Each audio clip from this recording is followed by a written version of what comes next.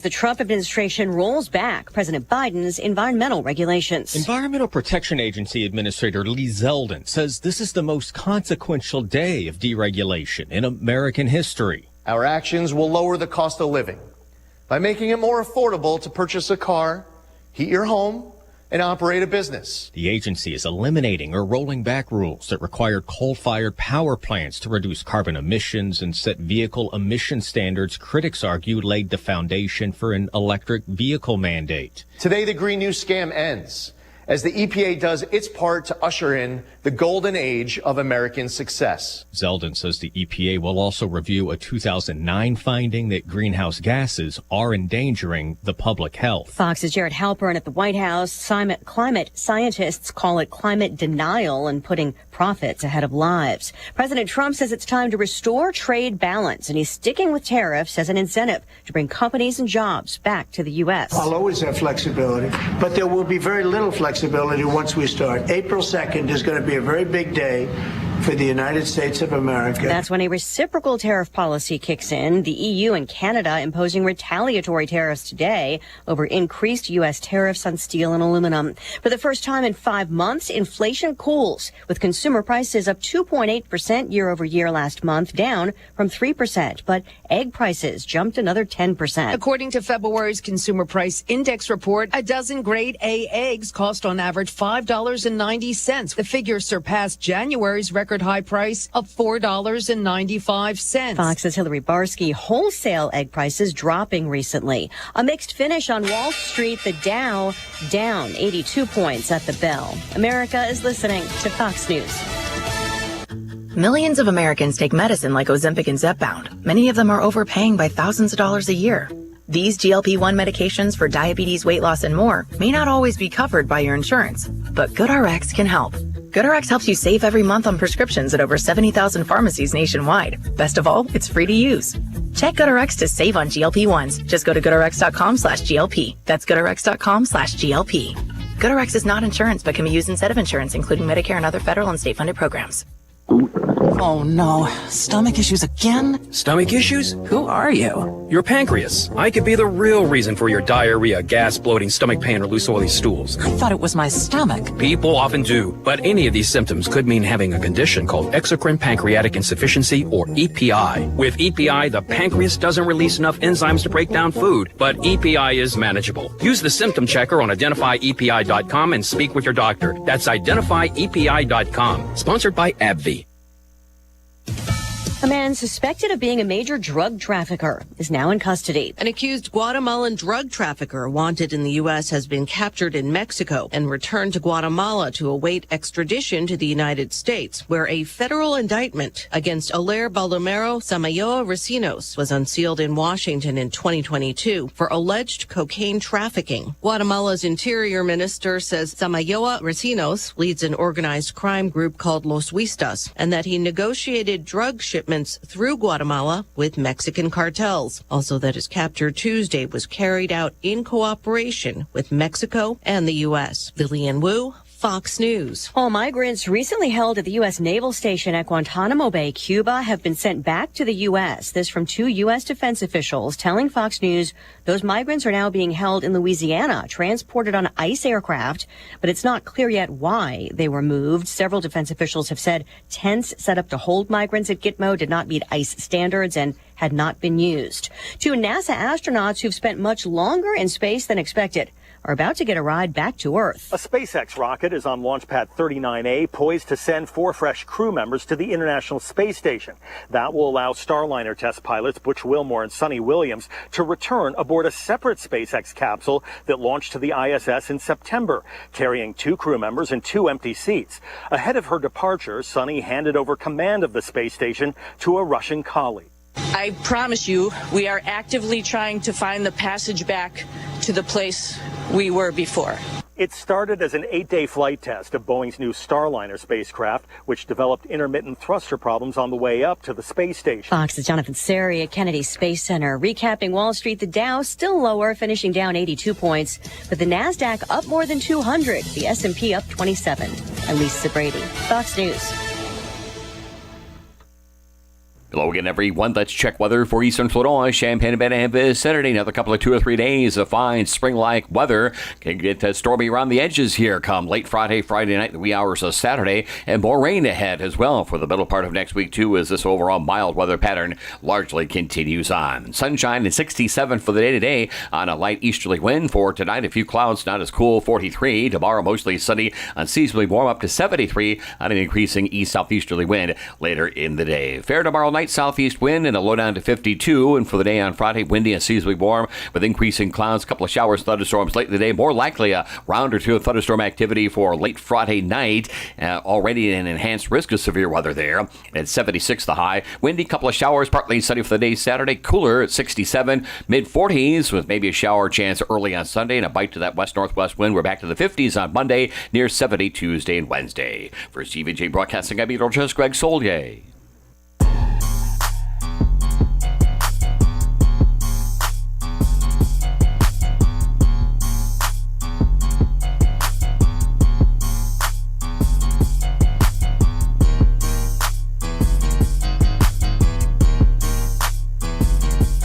Did I hear 70 degrees in there? I believe I did. Greg Solier becoming one of my best friends ever when I hear 70 degrees. Good morning, everybody. It is The Drive, ESPN Radio 93.5. The Drive would say in Piper. No Pipes today. He is getting ready for tomorrow and the start of the Big Ten tournament for Illinois. The Big Ten tournament itself underway. Kyle Tosk obviously in with me today. This will be the last time you hear Kyle for the next week. 7 days? You're doing like a latte here and just like escaping. I don't blame you. I am. Spring break. Is today your birthday? Tomorrow. Tomorrow is your birthday. You won't be here, so happy early birthday. Thank you. 21? That's right. Holy smoke! That's always a good one. Welcome to the 21-year-old category. Tomorrow, that is. Tomorrow. There's some positives and negatives to turning 21. Are you going to be out at 12:01 a.m. tonight at the Cams?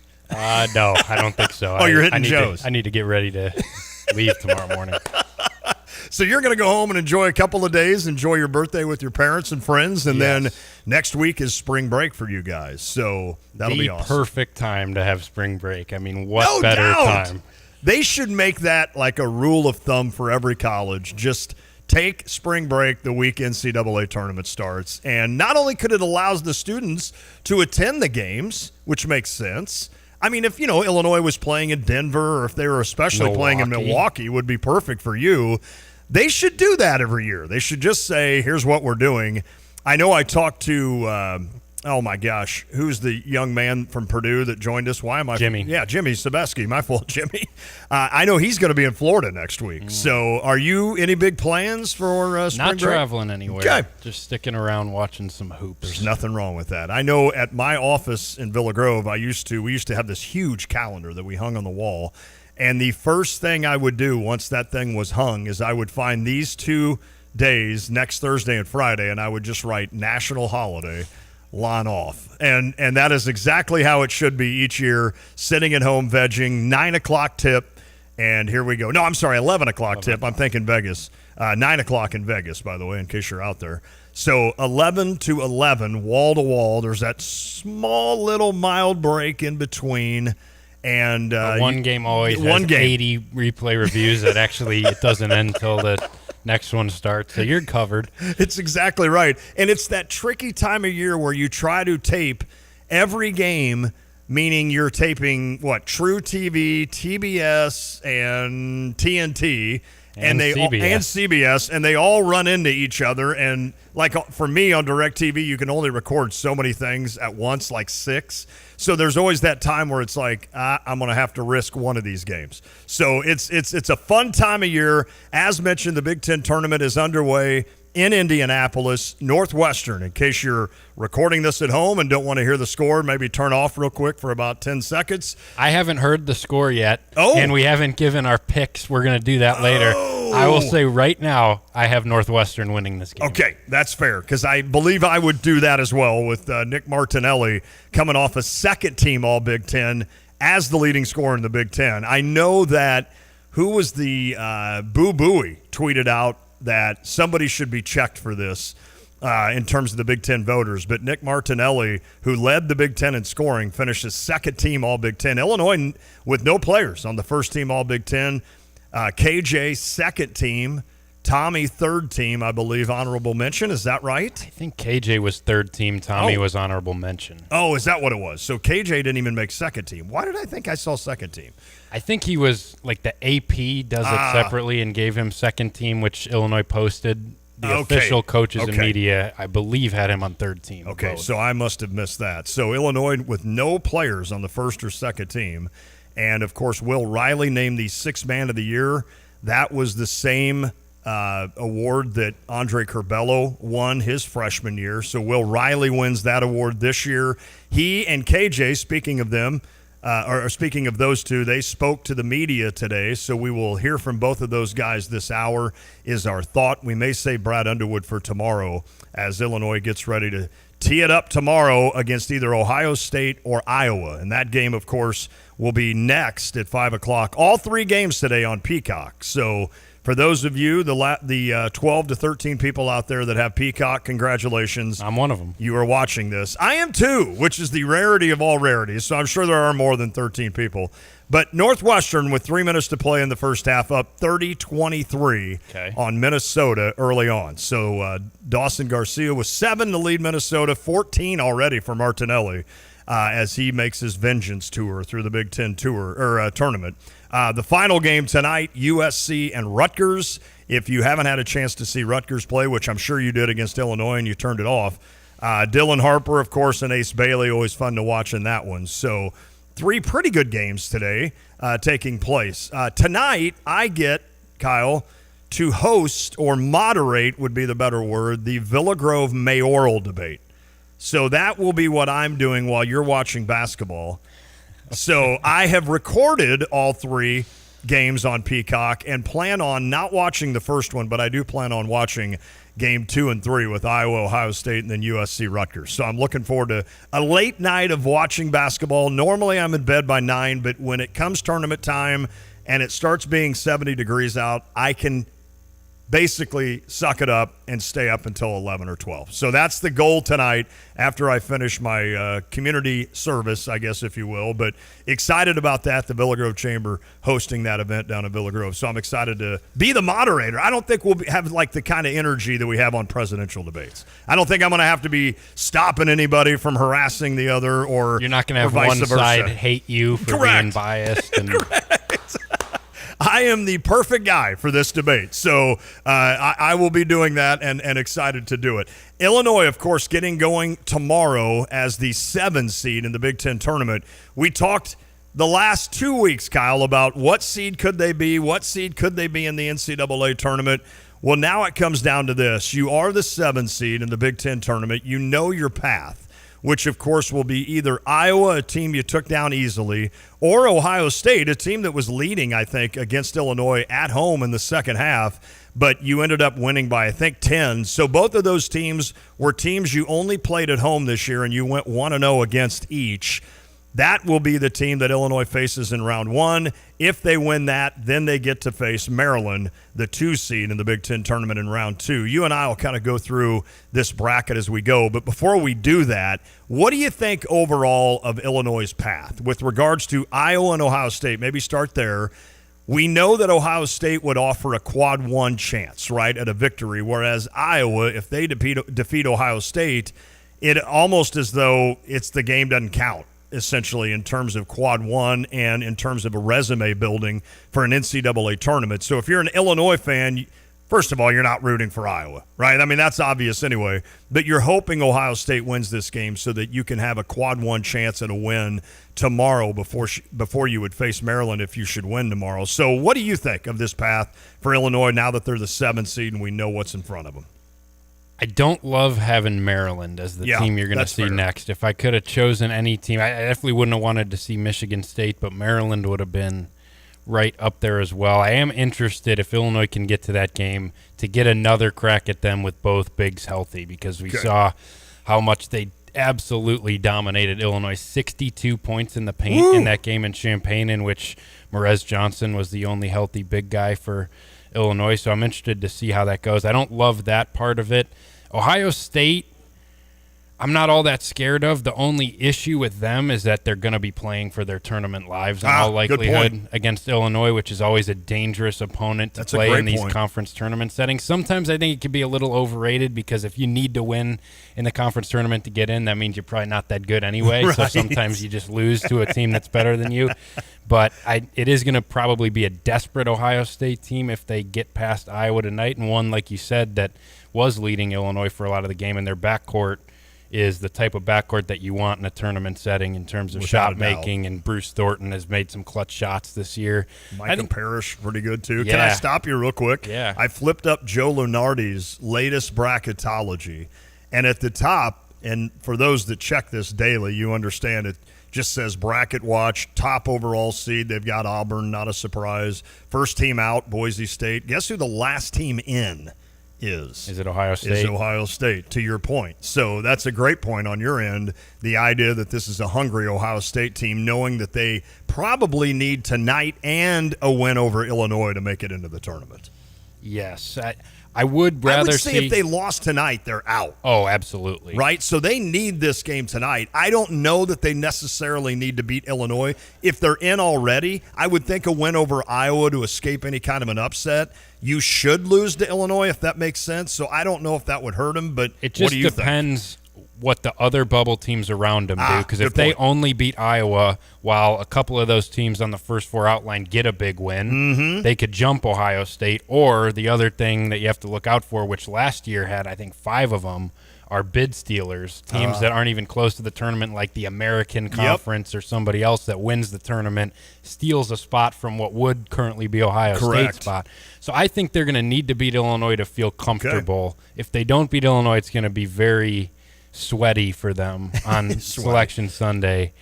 So that's where I think they're going to be pretty desperate to get that win. I would rather see Ohio State than Rutgers. I'm okay not seeing Rutgers as that first game. I'm still very nervous about the ability of 2 top 5 picks to just play hero ball in a March setting.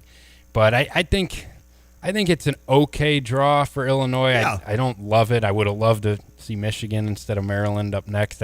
I think that Maryland game is going to be tough, but I think it's going to be a really fun game if Illinois can get there. I do think Illinois should be able to handle the winner of tonight's game. And, of course, the question would be Merez Johnson and how much he is going to be effective in these games. Of course, the first game against Ohio State, if that's who they play, or Iowa, even better would probably be up against Iowa, to be honest with you. Even though that doesn't help your resume, it would be a game where they don't have a lot of inside, and Merez could at least get some feel for the game without having to really go up against somebody, even though Ohio State doesn't necessarily have a big front line either. So I think that first game will be a positive for Merez to just get out, kind of get the feel of it. But then you talk about being thrown right in the mosh pit, as they say at concerts. You know, they don't say it, they throw them to you. I mean, that would be with Queen and Reese. You're getting right into the thick of things if Illinois and Maryland meet for that, what would that be, Saturday, right? Friday. Friday, I'm sorry. Night. That would be like a 6:30 start Friday in Indianapolis. Interestingly enough, according to bracketology, Indiana and Ohio State would be 2 of the last 4 in, according to Joe Lunardi. So they would play in those first 4 games in Dayton. You'd have Oklahoma against Indiana, and you'd have Xavier against Ohio State. So who's the Xavier coach? Sean Miller. That's right, Sean Miller. So that would be an interesting battle right there between Xavier and Ohio State. Now, this is the first time I have looked at this Lunardi bracket, so I just want to react and get your reactions to it as well. You probably have seen it today. I haven't looked at the updated one. Okay, so it's in the South. Is this updated today? I think it is, right? It's updated on March 11th at 11:05. Yesterday. That was last yesterday. night? So 11:05 p.m. Okay. So you haven't seen this? Nope. So Illinois is in the South with Auburn as the 1 seed in that. So I know that's something that we can look at later, I guess, because you'd face the 1 later. But I know Auburn and Duke are 2 of those teams that I don't want to be in their bracket, kind of like UConn last year. But last year it was just basically, I don't want to be in UConn's bracket, put us wherever else. And, of course, they got stuck in UConn. So Illinois in Auburn, so this would be, according to this, if this rang true, and obviously there'll be changes, This would be the second year, at least in a row, where you're in the best bracket in terms of the top seed bracket. I don't know if it's the best bracket. I'd say Duke is the one I'd least want to be in. Okay, that's fair. And Auburn probably second? Yes. Okay. So in that, Illinois would go to Milwaukee as a 6 seed and play Vanderbilt, and then they would still be opposite the 3 seed Texas A&M. So that hasn't changed from the last bracket. So essentially, Illinois would have to beat Vanderbilt and Texas A&M to get to a Sweet 16, where you could run into 7 seed Missouri, 10 seed Baylor, or 2 seed Michigan State. Interesting there. So a 3, maybe a third meeting, if possible, to get to an Elite 8 would be against Michigan State. That would be interesting. I don't know that Missouri could take down Michigan State, but possibly. I feel like I'd take Michigan State as my 2 seed, which might be dangerous to say given they swept Illinois this year. But, man, I think Illinois should have had at least one. I'm with you. If not both of those games. And as much as I respect what Michigan State has done, and I've had to eat a lot of words this year about them based on how they finished the year, won 7 straight against Quad 1 teams, I still think they're beatable. Okay. I still think in Illinois – Michigan State Sweet 16 game could be a toss-up that you absolutely could win compared to, Alabama's a 2 seed. I'd much rather see Michigan State than a team like them. So I would not mind that draw. Okay, I'm with you because, if you looked at the Midwest right now, you had Houston as the 1 seed, Alabama as the 2. To me, that's almost like having 2 1 seeds. Yes. And then you would look at the West. You have Florida as the 1, Texas Tech a 2. That's fine. Tennessee a 2 in the East along with Duke, so almost like having 2 1 seeds there as well. I'm pretty high on Texas Tech, too. I'd rather see Michigan State. Yes, I'm with you there. So you'd either have Tennessee, Michigan State, Texas Tech, or Alabama, but of course that means you'd have to get by Vanderbilt and you'd have to get by Texas A&M. That 3 seed A&M, the other 3 seeds are Iowa State.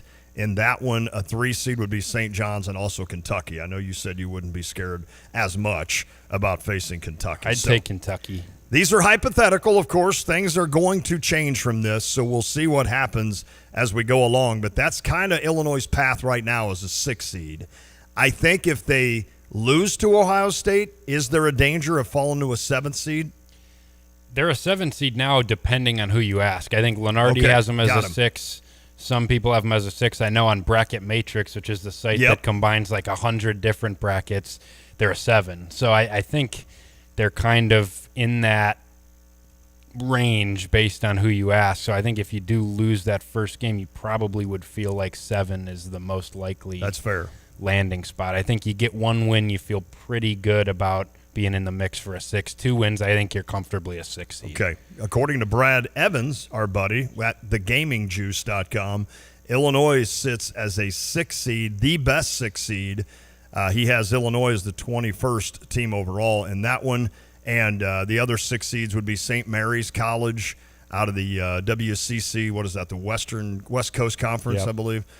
Missouri, another 6 seed, and also UCLA, which is pretty familiar there with UCLA and Illinois both being about the same seed in this tournament. UCLA, of course, got the 4 seed in the Big Ten tournament, so they won't play until Friday. They, Michigan State, Maryland, and Michigan all get the 4 byes moving forward in this tournament. So we kind of gave you the idea of what Illinois will face. They'll either face Iowa or Ohio State. If they would win that tomorrow at 6:30, that tips on Big Ten Network, they would then play Friday, same time, 6:30. I believe it's 6:30 Eastern, 5:30 Central. I keep messing that up. So it would be 5:30, my fault. 5:30 tomorrow night is the tip between Illinois and either Iowa or Ohio State, and then it would be 5:30 on Friday. And those 5:30 times are pretty much set in stone because the first 2 would be done. You'd have a little bit of a pause in Indianapolis, and then you'd get to the 2 games, the evening session. So if Illinois would get to Friday, it would be a 5:30 tip against Maryland. Again, that game on Big Ten Network as well. So if you're an Illini fan, you just got to focus on the Big Ten Network. And, of course, if you get to Saturday, you would, game 1 would start at noon, so the second game probably 2:30 or 3 o'clock, and it would be on CBS, and that would be a game against maybe Purdue, maybe Michigan. How about a number 6 seed Purdue against number 3 Michigan? I'm calling Purdue in that one. Me too. Spoiler alert. I think you're running into Oh, that's right. We're supposed to pick these. Michigan looks awful. Right yeah, they now. do. They look broken. They really do, which is crazy. All right, we're going to take a break. When we come back, Will Riley and Kasparis Yakochonis. I haven't said his whole name in a while. Kasparis Yakochonis. Both met with the media today. They're both pretty quick, so I thought we'd maybe hear from both of them as we go along. Next hour, we're going to talk a little football. I think spring ball started today. This is crazy. Spring football started today. Brett Bielema decided not to have a spring game, which is the first time in a long time, I think, for something like that, but we'll let him explain that next hour. You'll hear a little bit from Brett Bielema next hour as well. We'll talk just a little bit of football. Of course, 16 out of 22 starters returning for the Fighting Illini, but a lot of those guys injured right now. So that's why they're going to kind of take it easy this spring, but we'll talk a little football next hour as well. Tomorrow, of course, you'll be gone. Piper will be gone. Hopefully we'll hear from Pipes tomorrow in the first hour. And if Illinois wins, we should hear. I guess even if they lose, we may hear from Derek again on Friday as we get ready for tournament action for the Fighting Illini. Let's get it on. This is going to be fun. Let's take a break. When we come back, you'll hear from Will and KJ. We'll do it next. It is The Drive. Take charge of the years ahead with a smart, sound investment strategy and business succession plan. Busey Bank's business and wealth management experts help you envision your best future with powerful insights and proven strategies. Building business and growing wealth since 1868, Busey Bank, proud to be the official bank of the Fighting Illini. Member FDIC. Get the roof your home deserves by Roof Doctors, your residential roofing specialist that has always offered the best warranties in the industry, like our non-prorated 50-year warranty. Our customers love that we are family-owned and locally operated. We make our customer needs our top priority. With over 30 years experience and the best customer service, give Roof Doctors a call today for your free estimate at 328-7529. In your community and for your community, Roof Doctors. It's time for spring cleaning, so why not turn your clutter into something amazing? At the Habitat for Humanity of Champaign County Restore, your donated furniture, appliances, and home goods help build homes, community, and hope right here in Champaign County. Dropping off is easy. Bring donations behind the Restore at 1914 Glen Park Drive during donation hours. Call 217-359-0507 or visit cuhabitat.org to schedule. Declutter your home and change lives. Donate to Restore today. At Carpet Weavers Flooring and Furniture Gallery, we're flooring people with amazing service, great design advice, and unbeatable selection and the best prices in town. It's the perfect time to update your home with waterproof flooring, carpet, hardwood, tile, and more. Then complete your rooms by shopping our incredible selection of furniture and accessories. We also offer great financing options. Carpet Weavers Flooring and Furniture Gallery, we're flooring people. Tim Culver, owner and president of Classic Plumbing and Air.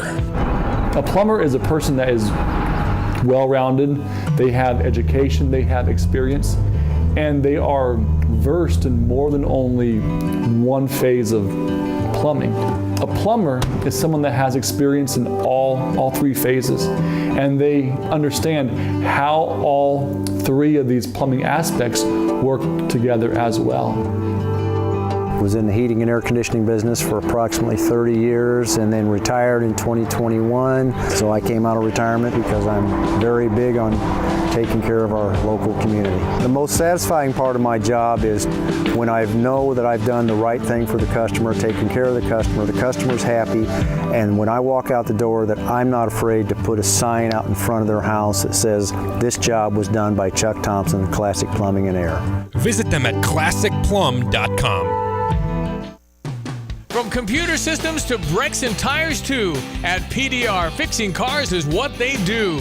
Remember, when you turn the key and the car won't run, call 367-9481 or use their dedicated text-only line at 383-0619. Additional information including repair quotes and online scheduling requests available from the website at pdrauto.com. Remember, they are what's best for your truck or car. They are PDR. You've heard about the doggy bag, right? From Bulldog Disposal Muhammad, a 6 cubic yard canvas bag that can be used for easy cleanup instead of a big dumpster.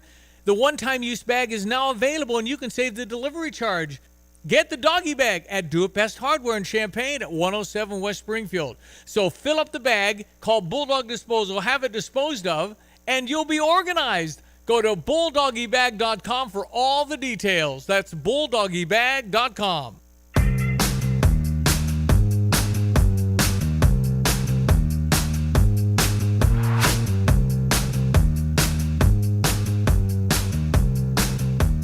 We have a halftime score from Indy. Northwestern 32, Minnesota 29. So the Gophers have cut that lead a little bit for game one of that Big Ten tournament.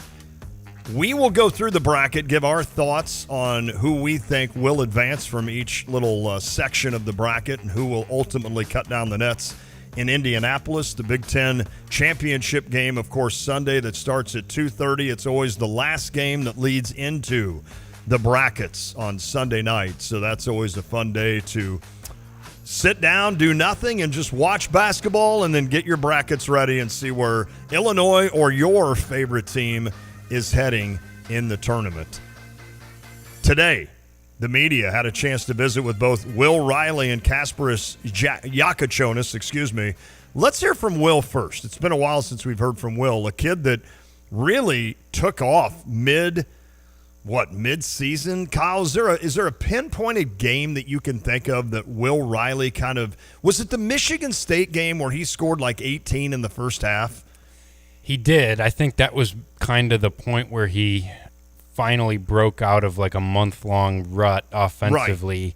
But then even right after that, he got sick, missed a game, had a couple bad games. I want to say it was that game at Nebraska where we almost, I think Pipes was gone. We had a conversation before the game like, is it going to happen with Will Riley? Can we still count on him? And we were both like, I don't know.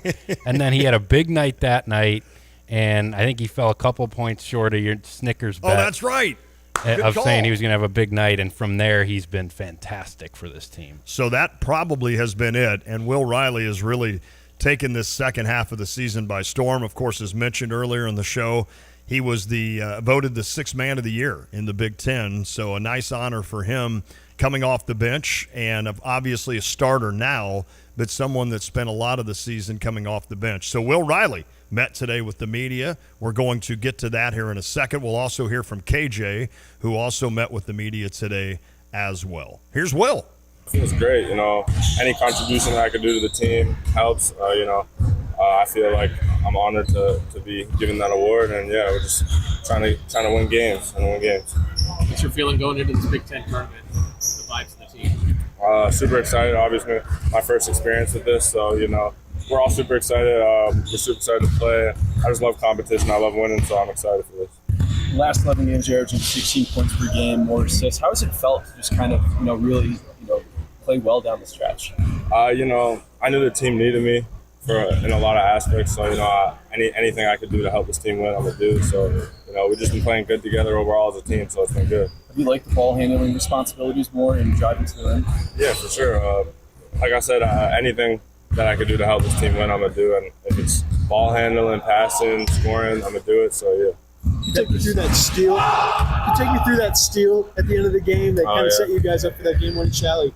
Take me through that. We knew coming in the last few possessions, he wasn't looking to kick the ball out. He kept trying to take layups on us, so I knew I just had to dig, and I got it, so it was good.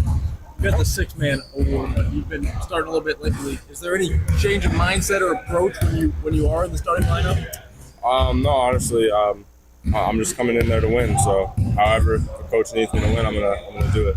How have you evolved defensively this year? Coach talked about that being a big jump in your game. How have you felt that? I feel like a lot of it comes with strength, and I put on a lot of strength, so that definitely helps. And I feel like overall as a defender, rebounder, I've gotten a lot better over the last year. What's that? How have you put on that strength? I mean, in the course of the season, what's that look like, and how do you feel that helped you out there? Obviously, before the season, it was much easier to put on weight, but during the season, just maintaining the same diet, eating a lot, and just staying consistent off the weight room and off the court, eating, and How do you feel that strength on the defensive side? Because a lot of the guys are a lot bigger than me, so I gotta be able to stay my ground. And of course, coming in here, I was like 170 pounds, so I knew I was gonna get moved around. So adjusting to that has been good. What was it like for the team finding out that you guys will have Morez back in Indy? It was great. It was great. He's been a big help for us, so it's gonna be great, and it's gonna put a lot of stress off of Tommy for sure. What's it been like with him in practice? Having him as like a backup guy behind you, it's a lot. It's a lot of stress on a point guard to be able to get the ball over him. So, he does a lot for defensively and offensively, and he's a good teammate. So yeah, it's good. That might be the first time you guys have been fully healthy, everyone, since like the first week. Knock on wood. What difference does that make? At this time of year, just to be back to maybe who you were. Yeah. In practice, it just feels great having everyone's loud, excited. So, yeah, it's going to be good coming in the tournament, everyone healthy. It's the first time you played a postseason at the college level. Have you talked to other veterans about what it's like, or does that even need to be talked about with you guys? Some of the guys on the team know what it's like postseason. So, you talk to them. They help you guide. They help guide you through it. So, obviously they're here for us and they know what's coming. What's their advice to you about it? Just little efforts win you games in this type of environment. So, diving on the floor, boxing out, cracking down, that type of stuff, that's always going to help. And it's just the little plays that help you win games in this type of season because everybody wants to win. Regular season's done. If you could kind of look back at what that was, how was it similar or different from what you envisioned reclassing and coming into college early? Wait, can you repeat that one more time? Yeah, how was the regular season similar or different than maybe what you envisioned when you decided to come to college? Yeah, it's a lot more like I'd say it went by very quick. I'd say I feel like it's like yesterday that I was in summer workouts. So yeah, it went by very quick, and the guys are a lot bigger and faster than I expected. But yeah, no, it's been good. That's one point, Kyle, that we don't give probably enough credit for is the adjustment time for a freshman in the Big Ten, or really in college basketball in general. And when you understand that guys like Kasparis, Tommy, Will are coming in with such accolades, right? Like 4-star, 5-star guys, it's almost like you don't expect them to have any issues with the adjustment. And certainly it's not easy. You hear Will talk about that, just adding strength to his body and how much that's helped, not only on the offensive end, but the defensive end. I mean, there were times early in the season where I worried that Will could even get to the rim because he just was not strong enough to seemingly get around his guy. But now all of a sudden he's able to do that, not always with strength. He's got some unbelievable moves that he can do. Plus being 6'8", once he gets you into a certain area of the court, he can just flat out jump you or stay in the air longer and make shots, and he's really good at that kind of acrobatic shot, and that's something that he's been very good at down the stretch for Illinois. But I don't know that we sometimes take into account the adjustments that you need for a freshman. Morez is a guy that really didn't need it, I think, because he's just so strong, and maybe the position he plays in the sense that just go down, get rebounds, make layups, make a dunk, that kind of stuff. But for a kid like Will, I think maybe that was a big reason why he struggled so much early this season. Yeah, I think Will's growth has been the one that you've seen happen so visibly and has been so apparent throughout the season, because it did feel like even early in the season when he was playing great and he was shooting it great, was shooting 60% from three, felt like a lot of his game was predicated on, all right, is the jump shot going in? Sure. And he's feeling it right now. Shot making was so much a part of his game, and it still is, but I think you've seen him add so many different layers to where, now he's a little bit more crafty with the ball in his hands. He's got a little bit better understanding of how guys want to guard him. He's getting to the rim better. He's handling physicality better on defense, which was something that I thought, you think back to the Tennessee game, some of those early season games, it just felt like, man, Will gets the ball, puts it on the floor, and he's going nowhere. He's just being stood up, and now he's moving guys, and he's just finding ways to score. And also the passing and decision-making is something that he has taken a huge step forward in, which I think as he adjusts to the game speed of college basketball, of the Big Ten, and just is in situations for longer, I think that growth happens naturally as well, and we've seen him really take off with the passing as well. So I just think he has so clearly grown from early in the year, and he's taken such a huge jump within this season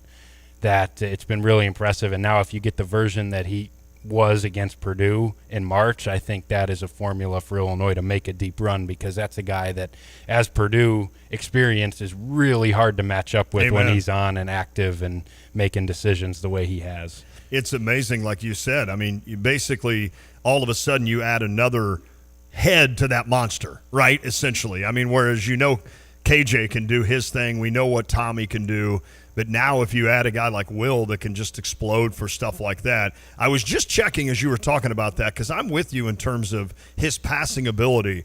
KJ leads the team in assists with 140. Next is Kylan Boswell with 103. Next on that list is actually Will Riley with 71.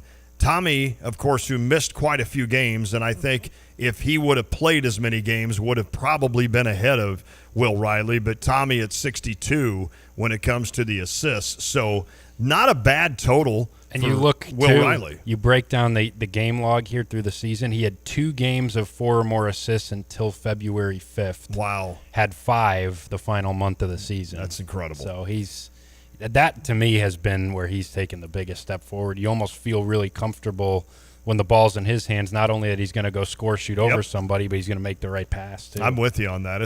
He's just done a tremendous job for his freshman season. Now another freshman that, of course, has been really good for Illinois, but down the stretch, we kind of shook our head a little bit at KJ. Hopefully he can get some rest here in this last couple of weeks. That's the one thing that I had mentioned to you and Derek, the idea that they're going to have some time here to just practice and not play so many games. And, you know, I know you asked Brad Underwood the question of how do you navigate that? How do you worry with, getting him pushing them as hard as you can on the court in practice, or maybe giving them a day to kind of recoup and relax? And he said that was something, in fact, that day that they had talked as a staff on how they were going to approach these last 2 weeks. It was kind of unique to only have, 2 or 3 games in a matter of 12 days. So it was one of those stretches where I don't remember that happening for Illinois the last few years. But it does seem like during the season you always have like that one stretch where you're only playing a couple of games in a matter of a week or maybe a week and a half. So you're getting a lot of practice time. I feel like for this team it came at a good spot there at the end, to where they could not only kind of take care of the minutes these guys were working in practice and such, and how hard they were going, as opposed to maybe taking it easy on them, and also just getting back to fundamentals and getting back to getting in the gym and shooting and taking care and maybe learning defense and such. I don't know that Brad Underwood would implement anything kind of a new wrinkle for a team, but certainly you'd have a chance. But to get Merez repping some of the wrinkles they have thrown in, I think will be huge, especially defensively. That'll be a big question. Is his, obviously, you'd think there'd be some what am I trying to say? Tentativeness. Thank you. Yeah. Is that a word? I think. You'd be tentative if you were him a little bit, since you broke your wrist. But maybe knowing Merez, who knows? He may go out and be 100% right off the get. But in terms of what am I trying to say here? Just having what am I trying to say? What's the word? In terms of having why am I just absolutely drawing a blank? This never happens to me. Just being able to get up and down the court. Does that make sense? Just Conditioning, thank you. It can't be just one thing that you all automatically throw Merez Johnson in for 26 minutes, right? Yeah. I'm looking right here. Merez averaged 17.8 minutes a game this year. Now, early on, he didn't play as many minutes, so that probably has been closer to 20 when he was starting and playing more. Of course, he had some games in foul trouble as well that would bring that down. But that'll be the interesting part, is the conditioning for Merez and how he's ready. I think this first game, as mentioned, will be a good one for him against either Ohio State or Iowa. They're not crazy big in the front courts. They're not somebody that's going to dominate you on the front court. Both have very weak front courts, Very. In fact. So that's a great start. Kind of a throw-in game to say, hey, kind of go get your feet back, if you will, and then get ready to go against Maryland, the 2 seed. KJ, though, a guy that's averaging 31.2 30.7 minutes a game to lead the team. 32 essentially minutes a game. Kylan, the only other Illini in the 30 range at 30.1 minutes a game. KJ, a kid that kind of struggled a little bit down the stretch. Hopefully he's back. He met with the media today as well. KJ started the postseason. What's the feeling right now for you guys? I think it's amazing to be in this part of the season that is the most important, and every play matters, every defensive possession matters. So I think that's very, very, very interesting, and we're ready for this. I don't know how much you've seen March Madness or the postseason of college basketball. What have you heard about it, and what do you think about it? Yeah, I've seen a little bit last year, and so for me it's crazy. It looks very good. It looks very interesting. Like I said, every game, every play matters. So we have to be dialed in every second of the game, and the process of before the game. So, what experiences have you had basketball-wise that is close to what these might be? I think just all the finals you play, or all the big tournaments I played in Europe, it's pretty similar. Like playoffs, when one loss can just send you home and that's it. So that's pretty similar. What was it like getting the news that you guys will have Morez back? Yeah, so it's amazing. He started practicing with us Monday, so I'm very happy for him and happy for the team.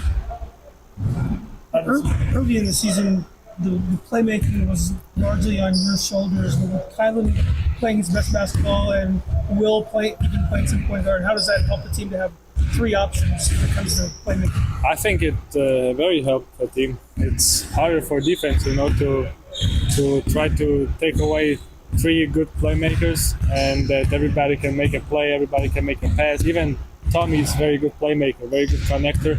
So I think that it's harder for the opponents. How's it help you? Do you like playing off the ball? I can adapt to everything the team needs, and I'm trying to do my best, what I can do to help the team win. How do you personally most feel Morez's presence back at practice? I'm very happy. He gives us a lot of energy, a lot of on defensive side, on offensive side, rebounds, dunking the basketball, just get us going. So I'm very happy for him. For this to be the first time in more than 2 months, you've had everyone back and healthy. What does that maybe mean for this team heading into the games you say are really matter? Yeah, so I think that's, like I said, the most important part of the season starting now, and I'm happy that we are all healthy and we are all ready to go. What do things look like in here just when you have everybody back able to practice? It looks better. It looks that before it looked like someone is missing, something is missing in the team, like some little details can be missing, but now I think we're all full and ready. What did that 3-game winning streak do for the team? Did that spark confidence for this team, get some momentum? Yeah, definitely the confidence, and that in the middle of the season we were in a little bit down, a few game streak, but now I think we going the right direction, and it's important during this time. You have really clutch moments at the end of the game. Obviously, the 3-pointer against Purdue. What goes through your mind in some of those big moments, and how do you coach says you don't fear those? Like, how do you not fear those moments like this? I don't know. I think I treat every play the same. If it's the first play of the game or the last play of the game, I think it's the same shot, the same shots we take like thousands and thousands of times. So I think it's just the moment. It doesn't really matter. It's the same shots. I mean, your teammates believe in you, your coaches believe in you in those moments. What does that mean to you to know that, only a freshman, they trust you to deliver in those situations? Yeah, so it means a lot. I'm very happy that they all trust in me. I trust in them, and I think I'll trust anyone in this team to take the last shot. What do you mean to get all freshman team, Big Ten all 13? What's that mean to you? Nothing really, to be honest. Like I don't really care about those things.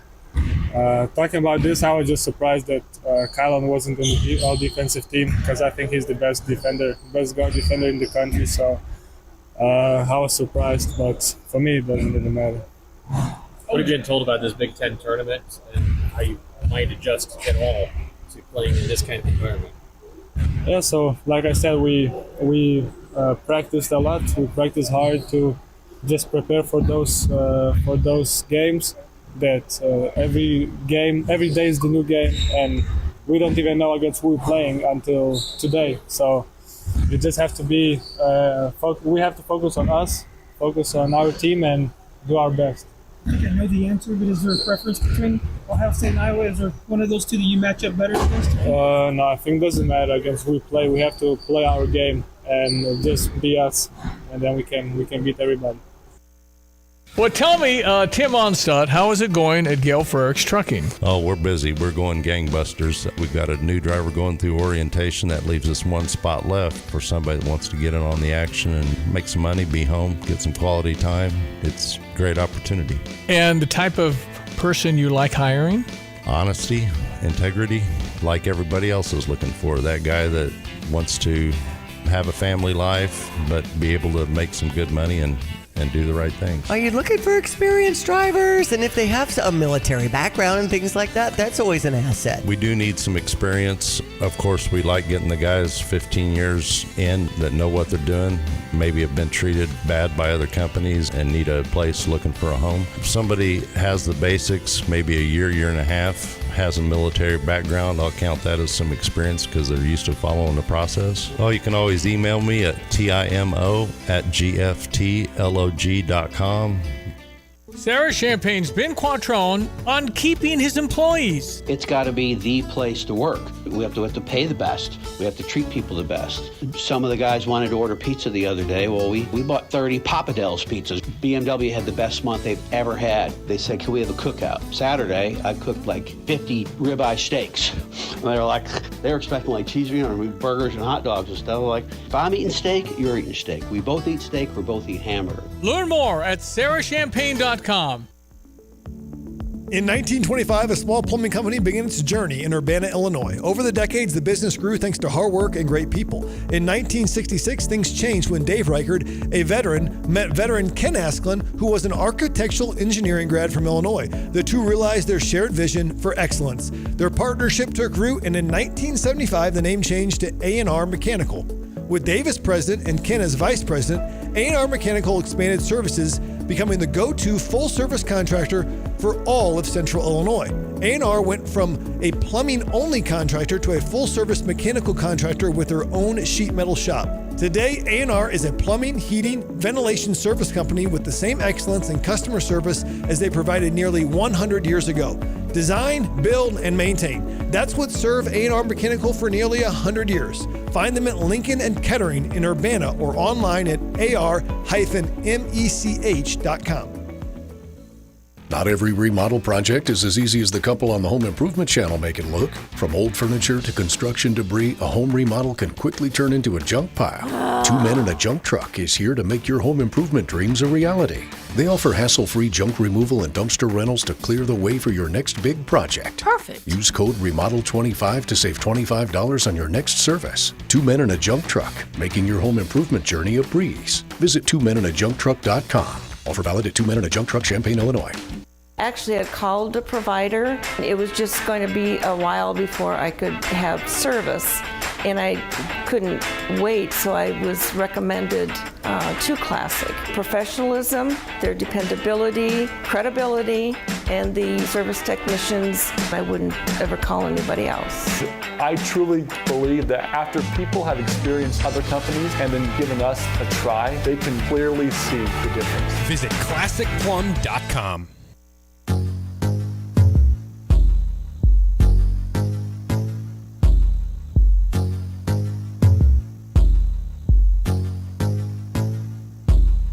It is The Drive, ESPN Radio, 93.5, The Drive with Tay and Piper. No Piper today.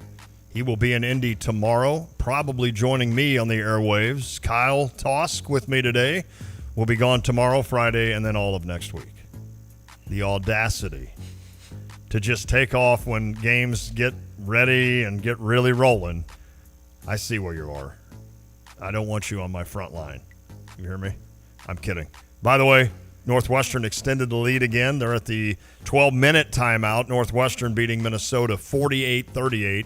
You and I will go through the Big Ten bracket, give our thoughts next hour. Also, Brett Bielema It was the first day of spring ball. That was today, right? It's Wednesday. It was. So first day of spring football, which is hard to believe. I did see on ESPN, it's an ESPN Plus article for those that don't have the ESPN Plus, but our buddy Adam Rittenberg, who has joined our show multiple times, has written a nice little story on the Fighting Illini football team, essentially saying why they could be one of the college football playoff, what was the word he used? I'm trying to find it. Kind of an up-and-coming team, if you will. As we all know, of course, after you win 10 games and you bring 16 of 22 back, including your quarterback, that's always a big reason to have faith in that. You remember last year in the offseason when nobody gave Altmyer any kind of credit as a quarterback? No, in fact, Derek's buddies over at 24/7 had him 18th out of 18 quarterbacks in the Big Ten. That is just – they should be in jail for a night. I could not believe when I was reading some of that. I'm like, what are you not seeing with Luke Altmyer that – I mean, I know he wasn't like setting the world on fire, but to have a kid coming back for a second year with the same offensive coordinator, knowing you've got Pat Bryant, knowing you added Zachary Franklin, and with the running attack that Illinois could throw out there, the disrespect towards Altmyer was ridiculous. Now the correction will be way ridiculous. They'll have him as the number one quarterback in the Big Ten. I've seen somebody on Twitter post their list, and he was number one. There you go. So, and I'm not saying he couldn't be, but it's just amazing last year. I remember during a show saying, what am I missing? Like, I don't think why wouldn't you at least – they were putting kids that had never played a game in the Big Ten over Luke Altmyer, obviously, and I just could not understand what was going on there. One NFL note, Cooper Kupp has been released from the Rams. They could not trade him, so they released him. Would the Dolphins take a flyer on Cooper Kupp? I would love him in Arizona. Problem is the Dolphins don't have a lot of money. And see, Arizona's got $50 million just hanging out there. Go get a guy like Cooper Kupp. How could he not be a positive for your team? Oh, he would be. Anybody who gets him, he's as consistent as they come. Right. And I know he had some injuries last year, I believe. But when he's healthy, he is an automatic catch, right? I mean, he's 6 to 8 catches a game. And the way that the Cardinals dink and dunk with your guy Kyler, I don't know if he's your guy, but and I don't know if I've ever called him my guy. Cooper could have 20 catches a game. I mean, it'd be unbelievable with him there, even with Marvin Harrison Jr. So I'm all in on Cooper Kupp. Would he fit the Bears? Bears are doing just fine at receiver. Now I wonder if they're going to bring. Did they end up bringing Keenan Allen back? No, according to Derek, no. So Cooper could be nice. They could use a third guy. They could. Is Cooper more of a third guy, or is he more of a 2? He's more of a 2, and I wonder what his price tag will be. I agree. Now that he's a free agent, obviously it would have been huge if someone traded for him, weren't interested in him. I don't know what his contract was at that point, but what could you get him for in free agency? I'd imagine he's still got to pay up. I'm with you. I'm with you on that. So, all right, next hour we'll talk a little Illinois football. You'll hear from Brett Bielema. And then we will go through the bracket, the Big Ten bracket, give our thoughts on that. You guys can always send in questions or your thoughts at 217-359-2255. The Max Twin City Recycling text line is always open for your thoughts and questions. We will talk to you next hour. It is The Drive. Hi, this is Les Hovland with Philo Exchange Bank. At our banks, we know the hearts of our communities beat with the rhythm of agriculture. Ag lending continues to be something we've excelled at for over 140 years. To you, the farmer, your business has been built on trusted relationships. When it comes to your banking relationship, we want to be your trusted partner. Philo Exchange Bank, hometown community banking since 1883. Member FDIC, equal housing lender. Are you looking to save money and have clean energy in your home? Here's Scott Tess with the City of Urbana. We're partnering to create this bulk purchase program. We're lowering the costs to install new geothermal systems for homes or businesses. So the city's role is to work on the development and procurement of the geothermal installer. We select a single installer for the program period and then set up a bulk purchase program with declining block pricing. We're helping communicate the opportunity and get folks to attend the geothermal power hours. Geothermal Urbana-Champaign is part of the city's commitment to a happier, healthier, climate-safe community. Attend the Power Hour on Wednesday, March 26th at 5:30 p.m. at the Urbana-Champaign Friends Meeting House, 1904 East Main Street in Urbana. Tailored for houses of worship on Wednesday, March 26th. Program open to all in Champaign, Piatt, and Vermilion counties. For more details, visit geothermaluc.org. You're listening to WSJK ESPN 93.5 Tuscola, Champaign-Urbana, your home for the St. Louis Cardinals.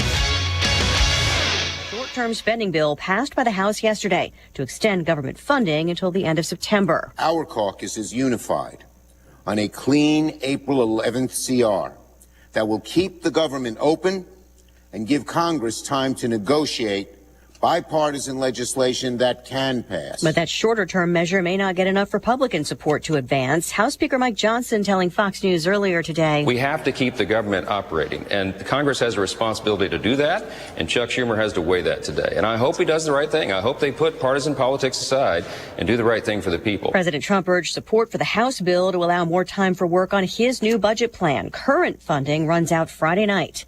President Trump sticking with tariffs, even as the EU and Canada retaliate. 25% tariffs on all steel and aluminum imported into the U.S. were imposed today, and President Trump says he's not backing away from reciprocal tariffs on the European Union and other trading partners on April 2nd. I have the right to adjust. Sitting alongside Ireland's Prime Minister, President Trump denied accusations he's imposing tariffs inconsistently. It's called flexibility. It's not called inconsistency. It's called flexibility. The president says the EU was created to take advantage of the U.S., and he won't allow that to continue. Fox's Jared Halpern at the White House. Ukraine also coming up during that Oval Office meeting with Irish Prime Minister Micheál Martin. The war in Ukraine is a devastating war on young people, and I think that very simple, straightforward narrative is to be commended. President Trump says he's hoping Russia agrees to a ceasefire. The U.S. plans to present the proposal Ukraine accepted yesterday for a 30-day ceasefire and talks on ending the conflict.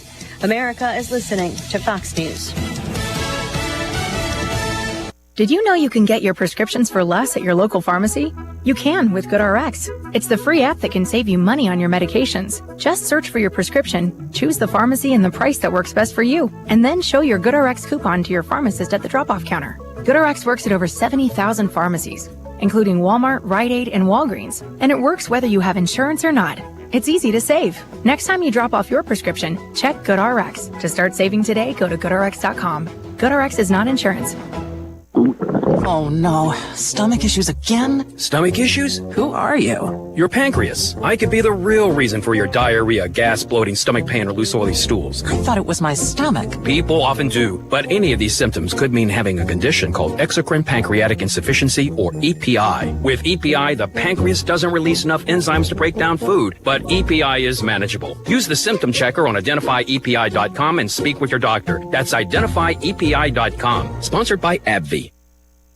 The search continues in the Dominican Republic for American college student Sudiksha Kunanki, who went missing on a spring break trip. The Rio Republica Resort is clarifying some reports about a power outage that happened the night that Kunanki disappeared. One hotel guest said because of the power outage, that many rooms didn't have air conditioning, so some people went to the pool or the beach to cool off. There were also concerns about digital evidence being compromised because of a lack of power. Fox's Nate Foy in Punta Cana. The resort now says the lobby and common areas remained powered throughout March 5th and the early hours of March 6th when Kunanki disappeared. Investigators have been interviewing witnesses, including a man last seen with her.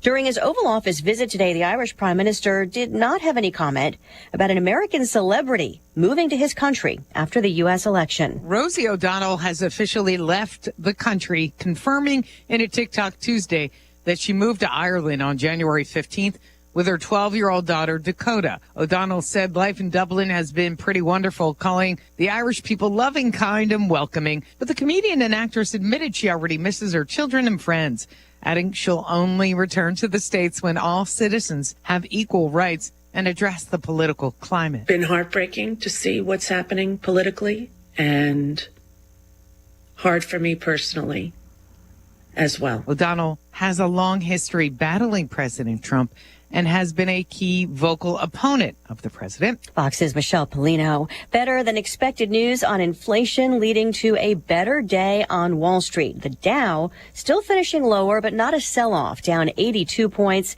The S&P, though, finishing higher, up 27, and the NASDAQ gains 212 points. That's up more than 1%. I'm Lisa Brady. This is Fox News.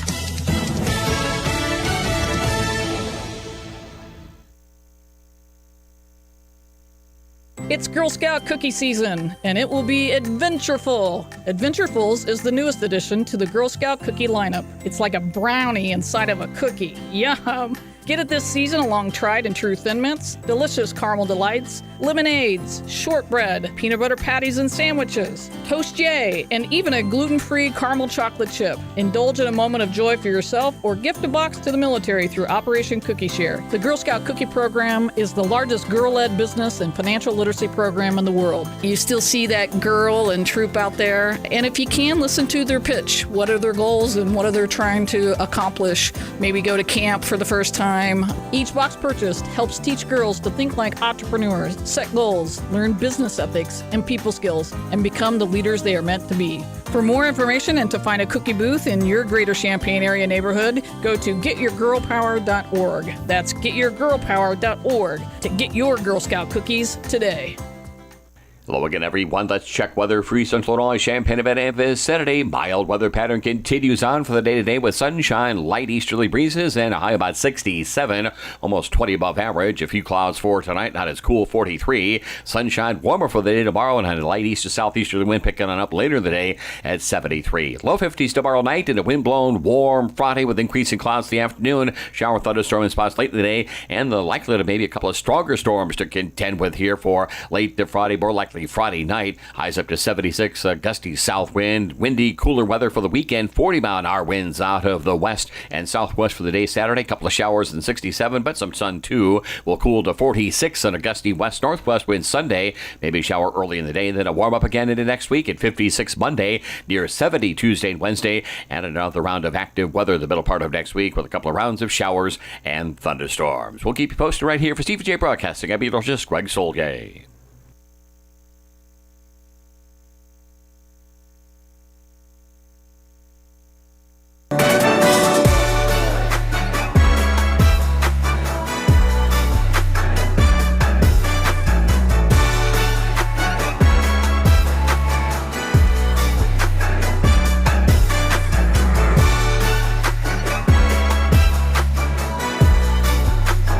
Good afternoon. It is The Drive, ESPN Radio 93.5. The Drive with Tay and Piper. I am Lon Tay, Kyle Tosk, alongside on the main mic, explaining to me how to record the first hour, because tomorrow and Friday, hopefully Friday, I will not have you or Derek Piper here. You and I had that brief discussion. If Illinois were to lose tomorrow night, would Piper be back Friday? I assume he would, unless he just wants to hang out at the Big Ten tournament in Indianapolis, which is pretty fun. You told me you've never been, right, to the Big Ten tournament. I went a couple years ago. Oh, you did? Okay. Yeah, my dad and I went when it was in Chicago my freshman year. Got it. One of these years, do yourself a favor and get a press pass, if you can. I think I'm going to try to next year. And go cover it, because it is so fun to go and just cover those games. I remember in TV, I would usually take it used to always start, wasn't it just always start on a Friday? Or did we have Thursday? No, it had to have been Thursday games. Probably. But Illinois would always usually play Friday. But I would always take Thursday as my day off, and I'd head up to Chicago, and I would just go to all the first round games and just chill. Just sit courtside on press row and just chill and watch all of those Big Ten games, and then usually my brother and I would find some trouble in Chicago that night. And then, of course, the next day, Illinois would be playing.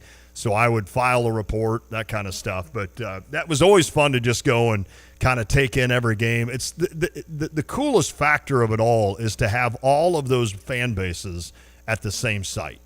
And that's what's really neat about it. Now, I don't know how well like USC will travel, being that they're playing, tonight, the late game, and they're not very good as the 14 seed. So I don't know how many USC fans will be here for this one. But like UCLA is the 4 seed, I'm sure a lot of fans for the Bruins will come out and show support. Maybe. I don't know. The West Coast teams I'd be interested to see. I'll tell you what. Indiana and Purdue, I bet will have a nice advantage. You would think this week. You would think, especially with Indiana kind of fighting for their tournament life. Yep. And Purdue is just so used to winning the last few years that it's just automatic that they're thinking about it. Illinois always has a good showing, whether it be in Indianapolis or Chicago. Illinois is usually there in full force, so I expect a big crowd for Illinois tomorrow night and hopefully Friday as well, and then on through the weekend would be wonderful. But, it's interesting today. You wonder how many Northwestern fans, how many Minnesota fans, et cetera. By the way, that game now with 5:51 to play in it, Northwestern leading Minnesota. They've pretty much led wire to wire here, 59-47. Nick Martinelli leading the way with 23, Dawson Garcia with 16. So Northwestern looks like they will advance to tomorrow, and where they will face number 5 seed Wisconsin. That game will follow, of course, the 11 a.m. tip between Indiana and Oregon. Indiana, the 9 seed, Oregon, the 8 seed. It will be interesting. I assume in the future one of these Big Ten tournaments will be out west. It's going to Vegas in a couple of years. Okay. I guess maybe I forgot that. 2027 maybe. I know they've had it in Minnesota before.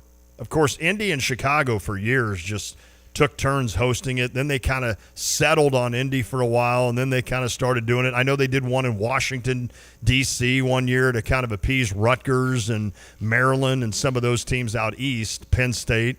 So then they moved it up to Minnesota to kind of give the Wisconsins, the Minnesotas, the Michigans a little bit of a home court advantage, if you will. But it works out so well with Chicago and Indy, especially Chicago, with 2 main airports that everybody can get into. It's not that far for a lot of teams, but certainly the West Coast is a different beast. And, hey, that'll be fun to go out to Vegas. I'm sure a lot of Illini fans won't mind the quick flight out to Vegas for games there. Of course, what was that, 2 years ago when Illinois beat UCLA out in Vegas and just absolutely dominated with the crowd, and that was the upset of UCLA, and then the place just went nuts with Illini all orange and blue, which was fun to watch. So plenty to talk about with regards to Illinois. Of course, again, they'll play tomorrow night, tip-off 5:30 against the winner of the next game at the Big Ten tournament, which is Iowa, the 15 seed.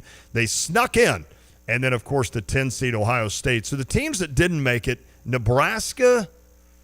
How about that collapse? Oh, my. Did they lose 7 straight? They lost 5 straight to end the year. And goodness. They lost, I believe, a 4-way tiebreak at 7-13 to not make the tournament.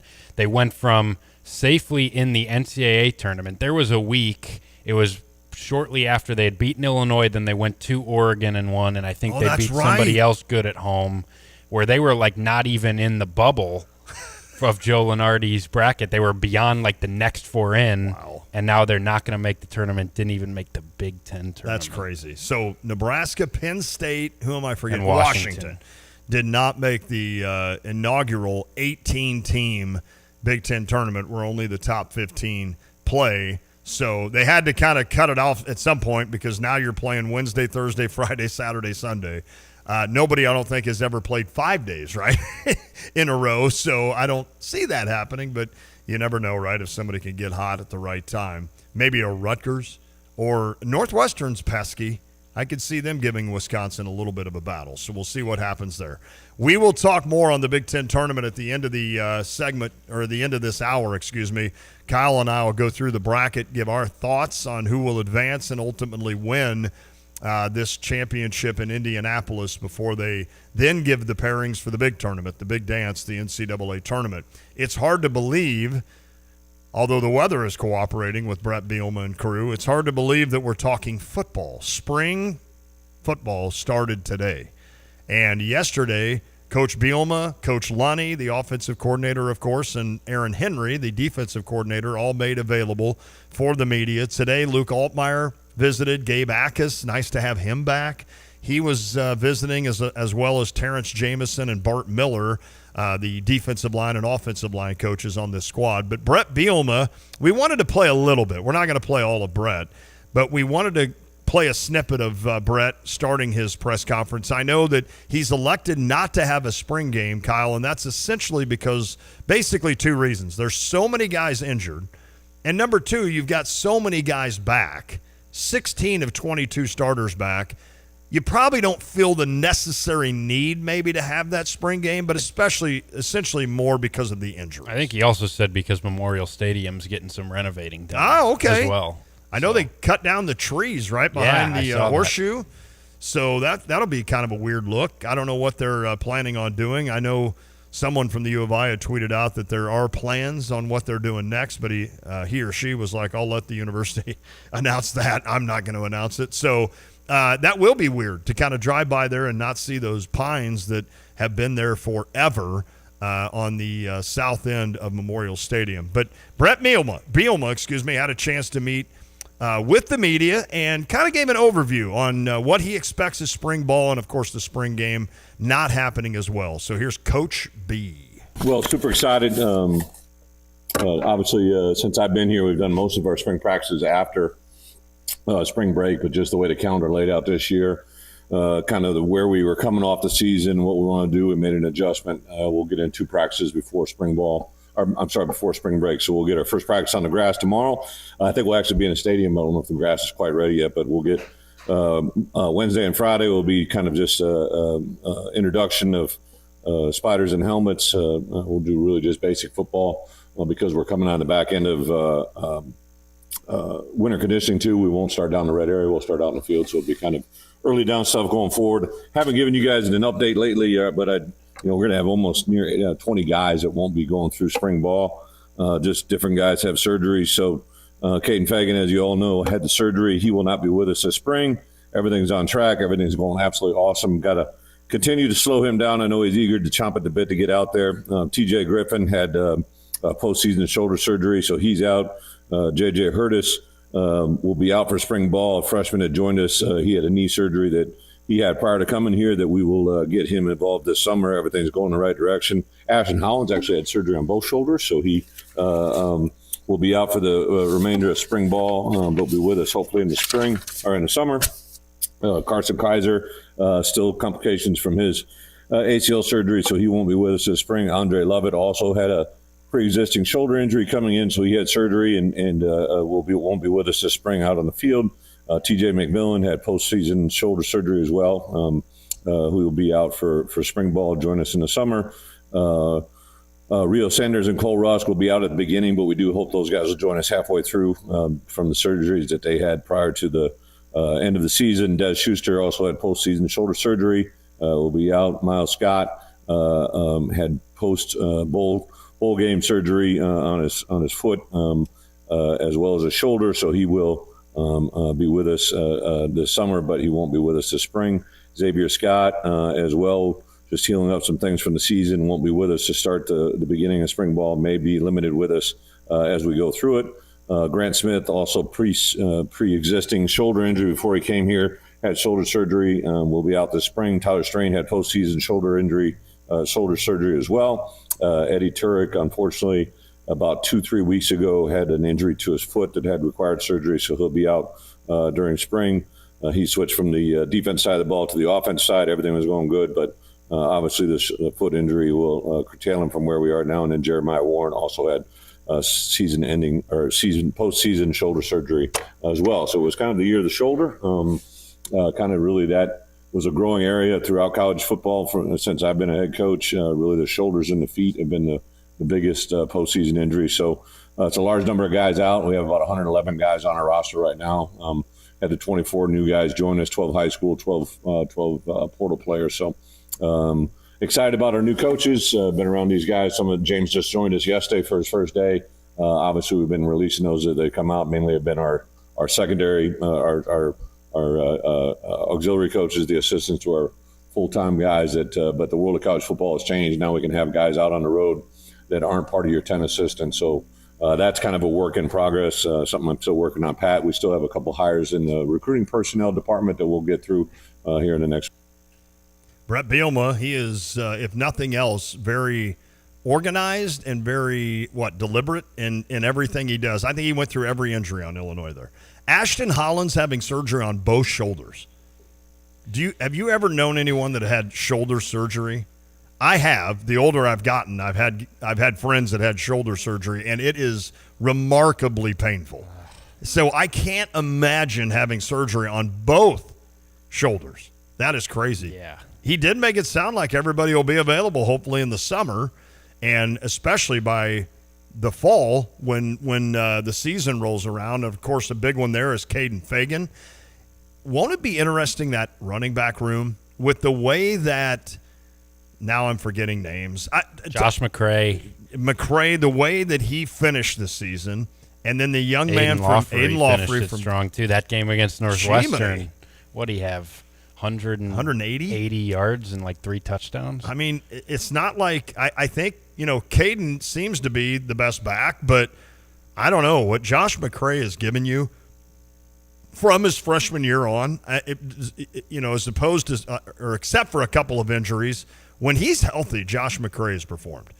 And it's hard to just say, hey, Josh, your senior year, we're not giving you the start here. So that'll be an interesting room to watch. And it'll be great because you got a ton of depth there. I mean, Khalil Valentine, who last year showed that he had issues gaining yards in the Big Ten, but he could also do some things that no other running back could do in terms of that quick step and go on a line. So the ability to be able to face different front sevens, essentially, and wonder, okay, do we need just power? Do we need to just throw McCray and Fagan at him? Or can we go more speed on the outside with Lawfrey and Valentine? Or can Valentine, if we can get in those gaps and move guys a little bit, and we're confident in our offensive line moving a gap open, Khalil Valentine can make that one quick step and go and hit that gap. So you're going to have a lot of weapons in that backfield. The big question is wide receiver. And obviously they've brought in a couple of guys that will help with that. Justin Bowick. I knew I would say it wrong. And then is it Hunter Clement? Hudson. See, I'm all over 0 for the place. 2. 0 for 2. Try another one? Braden Trimble. Yes. From Mount Zion. He's got some hype already behind him. I know. Man, I think what a great kid. He's going to be awesome. I had a chance, obviously, with Andrew going to school there. I had a chance to get to know Braden during basketball. We missed him. Would have been great to have him. I think we would be playing tomorrow at State Farm Center. But Braden was one of those kids that he's always got a smile on his face. He was rooting like heck for the basketball team. Coach B wanted him to enroll early, obviously, and it's the right decision for him. But he was super excited. I know on senior night they gave a gift to his mom for Braden because otherwise he would have been there. So he's just a really likable kid. When fans get a chance to meet Braden Trimble, you're going to really like him. And like you said, there's a lot of hype from Coach B and Coach Stepp and some of those coaches over there on what Braden Trimble can turn into. I don't know that he makes a huge impact as a freshman, but from the way they talk about him, Kyle, you almost get the idea that he could make a little bit of an impact this season. And we'll see, but that's a pretty deep room, the wide receiver room. So it's just a matter of who's going to step up to take over for what you're missing. What you're missing, like 1,600 yards and like 16 touchdowns from last year. I don't know how many catches. 100 catches from Zachary Franklin, and when you combine him and Pat Bryant, over 100, I'm sure. So that's a lot to make up for Luke Altmaier. But the good news is you do have a seasoned veteran quarterback that will be in his third year with Luke Altmaier. You get your tight end back, who was hurt last year. Go ahead. Oh, now I can't remember it.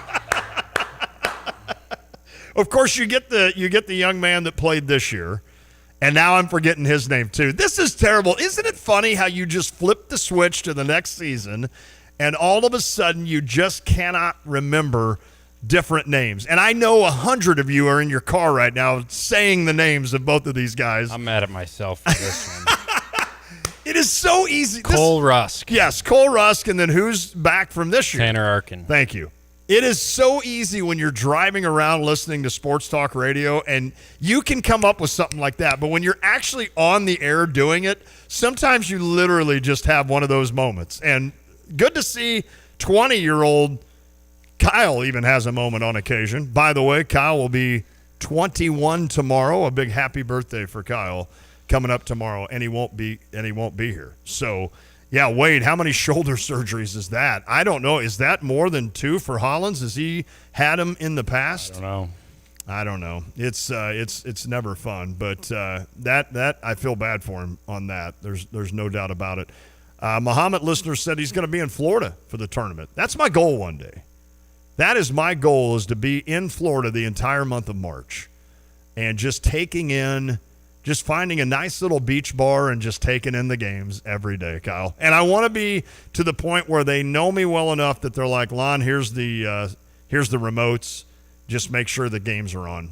The games that need to be on are on. So that's going to be the key. All right, we have got to take a break. And when we come back, you and I are going to go through the Big Ten tournament bracket and kind of give our predictions. You're over there smiling. That always worries me.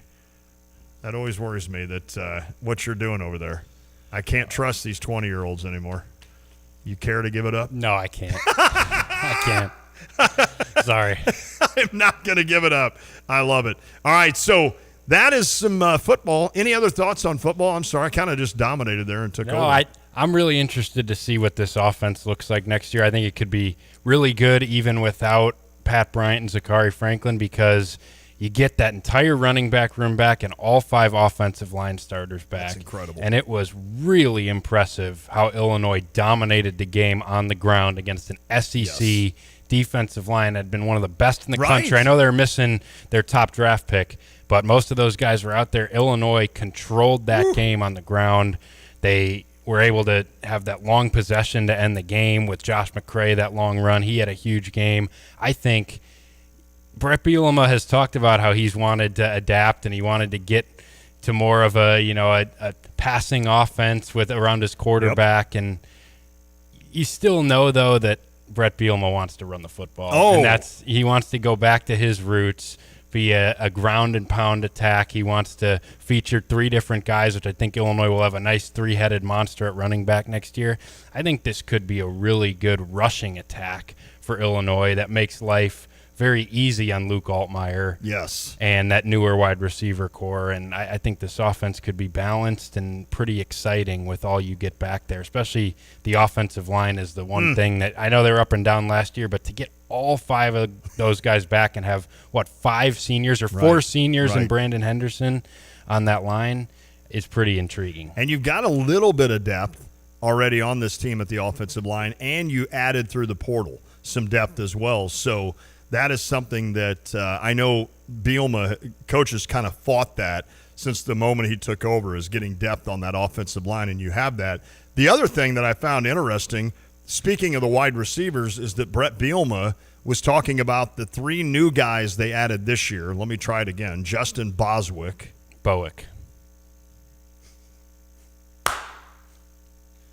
All right, you got another Hudson chance. Clement. There you go. And Braden Trimble. Why do I want to call him Boswick? Kylan Boswell. Maybe that's doing it.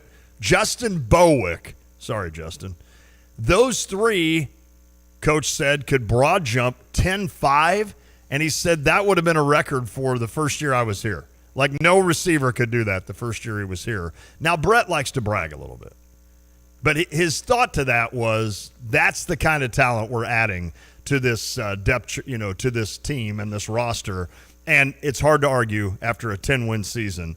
And, of course, for a team that is going to be kind of a would you call them kind of a darling, kind of a college football darling going into next year? I think a lot of national people are going to be in on Illinois having a big season. So we'll see. That's going to be fun next season when that starts. 2 big games. You're at Indiana almost right off the bat. So that'll be a big one for Illinois fans. You're at Duke the second game of the year, and then at Indiana at the end of September. So the second and fourth game, right? And then 1 and 3 are kind of throw-me-ins that you should win. But I plan on being in Bloomington for that Illinois-Indiana game. That should be a really good game.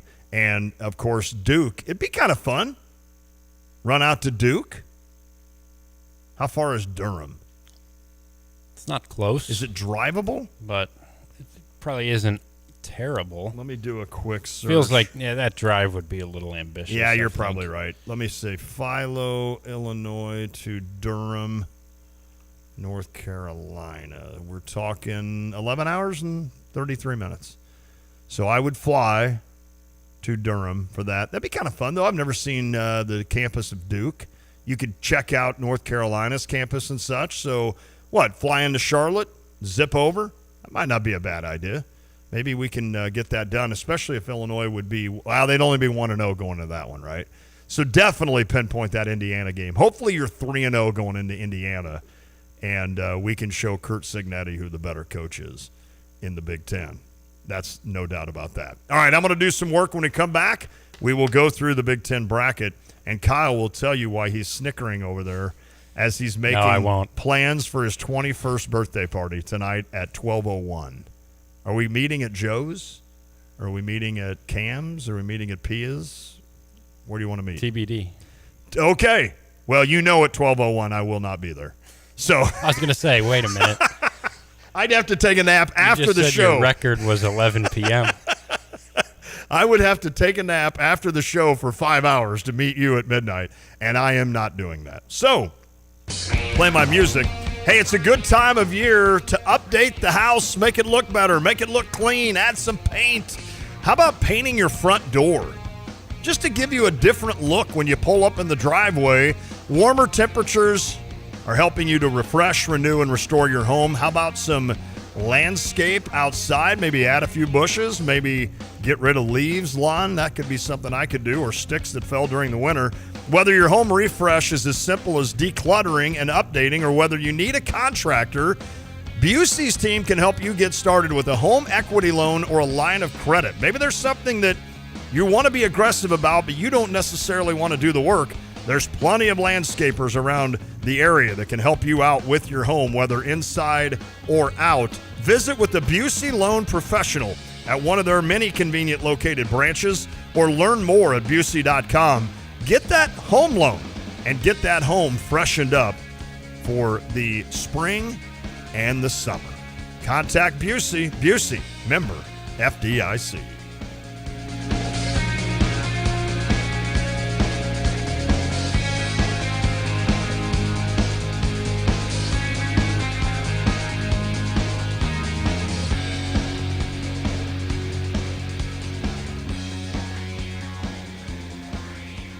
You've set your financial goals.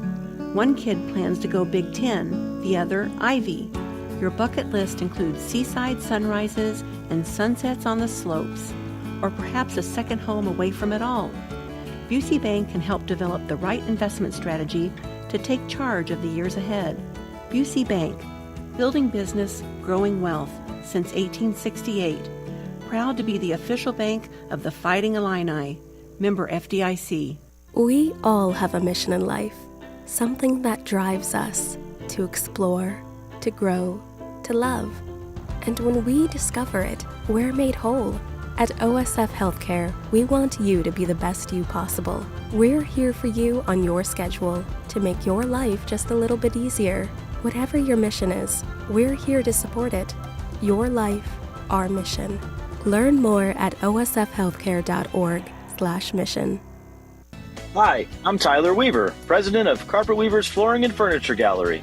It's time to come home to Carpet Weavers. We don't want you to just like your new floors. We want you to love them. From waterproof floors and carpet to furnitures and design advice, we've got a team of experts on your side. We'll get you the best price and the best quality products. And complete your home with furniture and accessories. Buy it all with free financing too.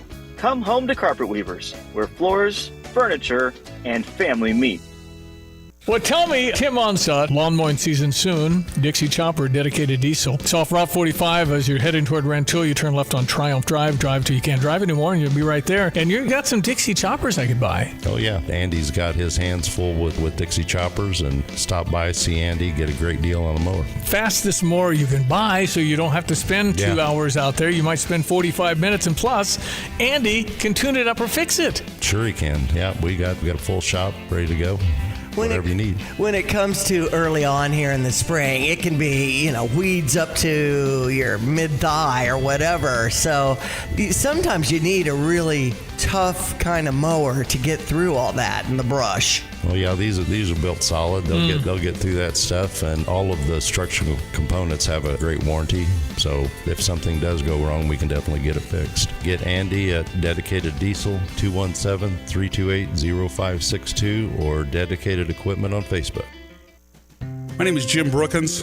I own my lawn care service for over 15 years now. I've met a lot of great people doing this. Most of the people I meet, they become great friends. I do edging, weed eating. I blow everything off so it looks fantastic when I'm done. I believe, in my mind, I do the best. Usually my average range is usually around $40 per yard. You can call me 217-621-8807. 217-621-8807. With like Lands Inc., we specialize in, we've got an amazing HVAC department that takes care of your furnace, your heat system, air conditioning, they do pumps, that. And for us in Underground, we take care of all your pipes that come into your home, leave your home, and work around your home to keep it dry, your drainage system, sump pumps, things like that.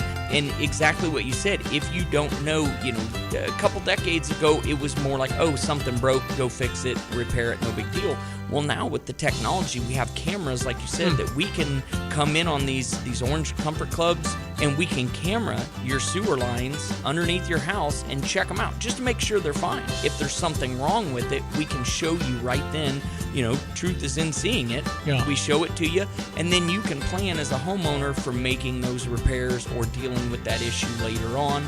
If it's an immediate need, at least you're not caught off surprise. That sewer camera inspection with a proper clean out, I was just learning more at landsinc.com. Pia's Sports Bar and Grill has their March Memorabilia Giveaway. Enter to win one of 4 signed Illini jerseys. Visit Pia's J&J Gaming area and check in through their player payback to enter to win some terrific signed jerseys given away on Fridays in March. Dee Brown, Dick Butkus, Nick Anderson, and Devin Witherspoon. It's the March Memorabilia Giveaway. Pia's, 1609 West Springfield Avenue, saying go Illini.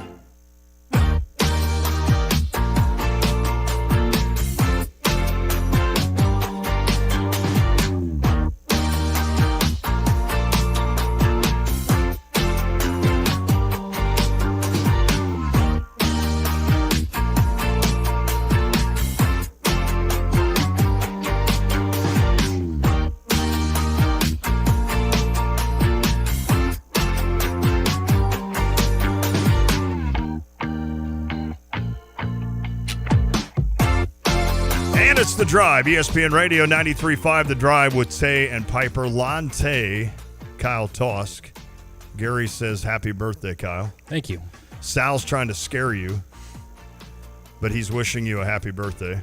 Scott wants me to make sure I remember the names of the candidates tonight for the mayoral debate. It is already written down along with the questions, so I'm confident that I will not forget the 3 mayors-to-be, possibly, that are running in Villa Grove. If you're just bored and you have nothing to do tonight, you can come down and watch me moderate a mayoral debate. If you're bored. Kyle, do you want to come down? I'll pass. Okay. What a great way to lead into your 21st birthday, though. Go see a civic thing like, trying to make sure that the correct mayor is put into office. I mean, this would be good for a young man like you. It's too bad because I did have an assignment, I think, last year where I had to go to like a Champaign City Council meeting. Oh, those are fun.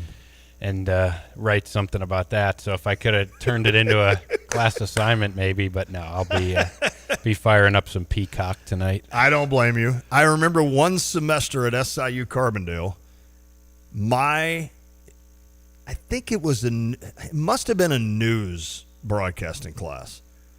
and they allowed us to mainly do sports, but they wanted us to have a little bit of flexibility, right, to be able to do other things. So the teacher, who was awesome, she was awesome.